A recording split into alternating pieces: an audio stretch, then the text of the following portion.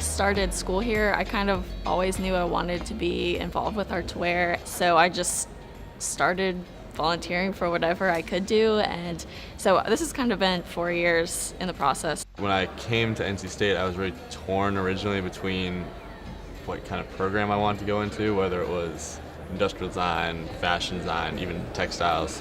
I always had this draw towards fashion design, and decided, my last semester, I kind of had sat back and was, thinking about the year and was like, I think I'd regret not at least trying to do art to wear. Sort of theme of art to wear this year is a stop in a moment of time, or a pause or a break. For me, the stop in time was my son's birth. And so I was trying to think of ways I could incorporate that. And so I immediately went to my childhood and thinking of how can I bring some of those memories to life for him in a representational way. I'm someone who really would love to build a business and start my own company, and I'm already thinking about next collection, trying to launch a brand off of my next collection.